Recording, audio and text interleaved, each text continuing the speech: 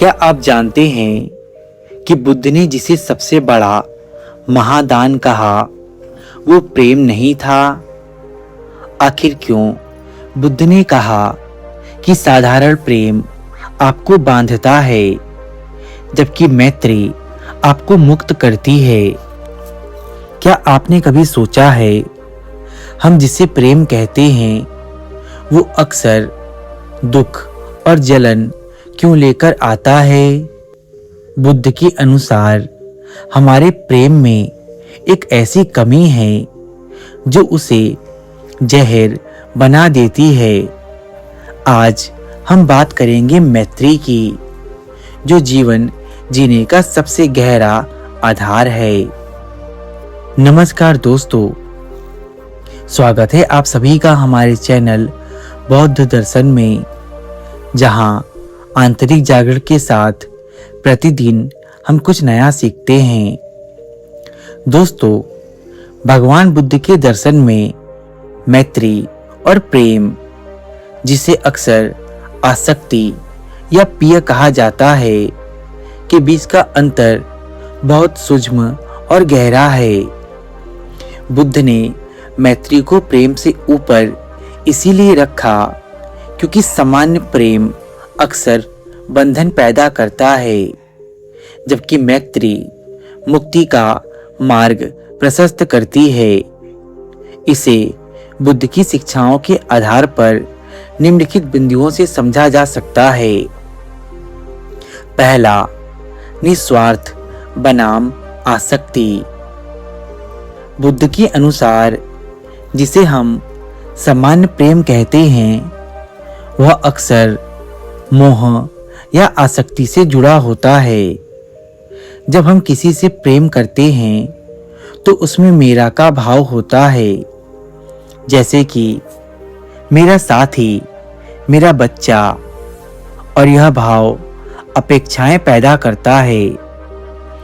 प्रेम ऐसा है जैसे इसमें मैं तुमसे प्रेम करता हूं क्योंकि तुम मेरे हो, ऐसी शर्त छिपी होती है। जबकि मैत्री यह एक अपमान अर्थात असीम भावना है। मैत्री में कोई मेरा नहीं होता। यह उस प्रेम की तरह है जो एक माँ अपने इकलौते बच्चे को देती है, लेकिन यह भावना केवल अपनों के लिए नहीं बल्कि संसार के समस्त प्राणियों, मित्र, शत्रु और उदासीन सभी के लिए समान रूप से होती है। दूसरा, स्वतंत्रता बनाम बंधन। बुद्ध ने सिखाया कि आसक्ति दुख का मूल कारण है। दुख समुदय है। प्रेम का जोखिम, जब वह व्यक्ति जिससे हम प्रेम करते हैं हमारे अनुसार नहीं चलता या हमसे दूर जाता है तो प्रेम शोक और क्रोध में बदल जाता है। इसीलिए बुद्ध ने कहा था, प्रिय तो जायति शोको, अर्थात प्रिय से शोक उत्पन्न होता है। मैत्री की महानता। मैत्री एक मानसिक अवस्था है, कोई संबंध नहीं। यह आपको किसी पर निर्भर नहीं बनाती, बल्कि आपको भीतर से इतना समृद्ध कर देती है कि आप बिना कुछ पाने की इच्छा के दूसरों के कल्याण की कामना करते हैं। यह साधक को मानसिक गुलामी से मुक्त करती है। तीसरा, विस्तार की सीमा। प्रेम सीमित है। मानवीय प्रेम अक्सर कुछ गिने चुने लोगों तक ही सीमित रहता है। यह एक दायरे में सिमटा होता है जो भेदभाव पैदा करता है। हम अपनों के लिए दयालु होते हैं और परायों के लिए उदासीन, जबकि मैत्री सार्वभौमिक है। करणीय मित्र सूत्र में बुद्ध कहते हैं कि जैसे आकाश की कोई सीमा नहीं है, वैसे ही मैत्री की भावनाओं को ऊपर, नीचे और चारों ओर फैलाना चाहिए। इसमें घृणा या शत्रुता के लिए कोई स्थान नहीं होता। यह सभ्य सत्ता सुखी होन्तु, अर्थात सभी प्राणी सुखी हो, ऐसे आदर्श पर टिका होता है। चौथा, मैत्री 4 ब्रह्म विहारों का आधार। बुद्ध ने मैत्री को ब्रह्म विहार अर्थात दिव्य निवास कहा है।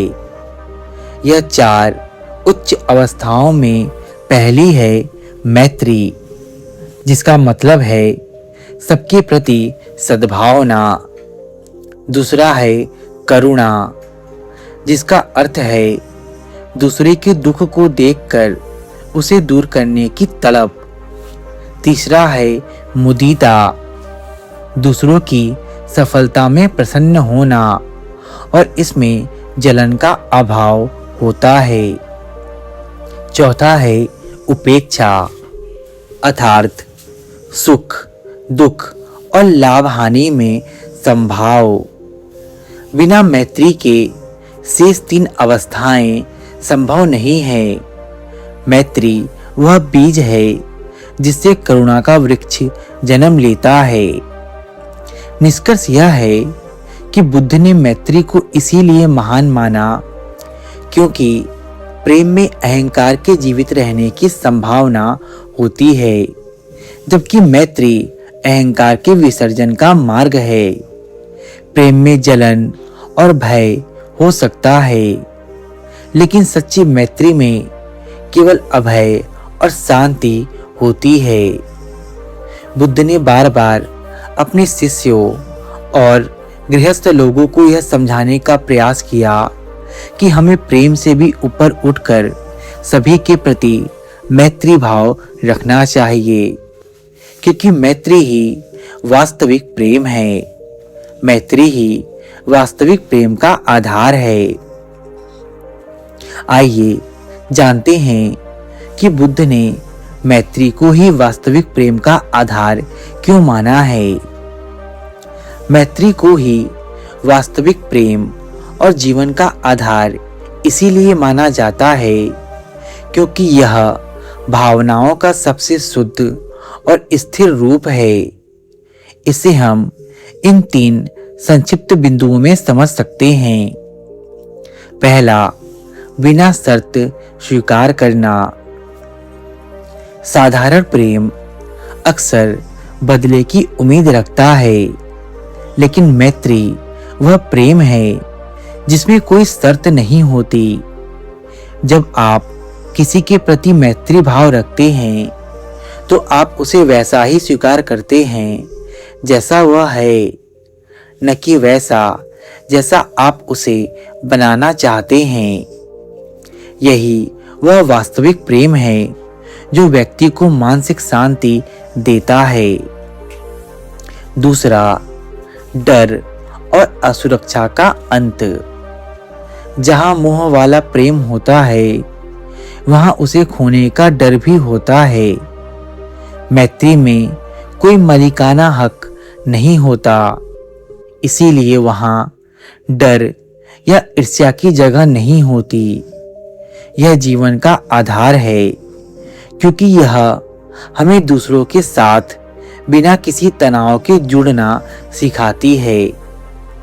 तीसरा, करुणा और सेवा का जन्म। जीवन का अस्तित्व आपकी सहयोग पर टिका है। मैत्री का अर्थ है सबके भले की कामना करना। जब हृदय में मैत्री होती है, तभी करुणा जन्म लेती है।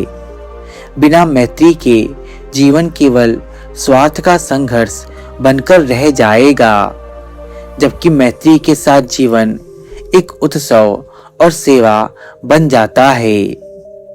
सरल शब्दों में कहें तो प्रेम जब मोह से मुक्त होकर सबके लिए कल्याणकारी बन जाता है, वही मैत्री है। तो अगली बार जब आप किसी से कहें कि आप उनसे प्रेम करते हैं तो खुद से पूछिए, क्या इसमें मैत्री शामिल है? क्योंकि जहाँ मैत्री है वहाँ बंधन नहीं है, वहाँ केवल मुक्ति है। मैत्री कोई भावना नहीं, एक अभ्यास है। आज से ही किसी एक ऐसे व्यक्ति के लिए अच्छा सोचिए जिसे आप पसंद नहीं करते और देखिए आपका जीवन कैसे बदलता है। अगर यह विचार आपको अच्छा लगा हो तो इसे साझा करें और बुद्ध के मार्ग पर जुड़े रहें। सब्बे सत्ता सुखी होन्तु, सभी प्राणी सुखी हो, सभी का भला हो, सबका मंगल हो। नमो बुद्धाय।